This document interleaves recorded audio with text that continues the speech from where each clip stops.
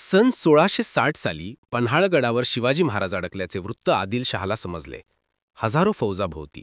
पण शिवरायांना ठरलं, जीव दिला तरी चालेल पण स्वराज्य जपायचं.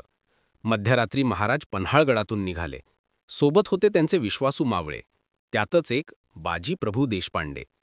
शत्रू पाठीवर लागला तेव्हा एका अरुंद खिंडीत, घोडखिंडीत बाजीप्रभू थांबले. त्यांनी महाराजांना म्हटलं, आपण पुढे चला महाराज, मी इथेच थांबतो. तुमचा विजय होईपर्यंत हे शरीर जिवंत राहील. फक्त 300 मावळे आणि समोर हजारो शत्रू. पण बाजीप्रभूंचा निर्धार डोंगरा एवढा. रणशिंग वाजलं आणि तलवारी भिडल्या. रक्ताच्या थेंबांनी जमीन लाल झाली, पण बाजी थांबले नाहीत. शरीरात घाव तरी हातात तलवार घट्ट. आणि शेवटी विजयाचा तो सिग्नल. विशाळगडावरून तोफांचे 3 गोळे सुटले. शिवराय सुरक्षित पोचले होते. बाजीप्रभूंनी डोळे मिटले. चेहऱ्यावर समाधान, कारण स्वराज्य वाचलं होतं. त्या खिंडीचं नाव मग बदललं, पावनखिंड. आजही तिथला वारा सांगतो, जोपर्यंत बाजीप्रभूंचं नाव घेतलं जातं तोपर्यंत स्वराज्य जिवंत आहे. जय भवानी, जय शिवाजी.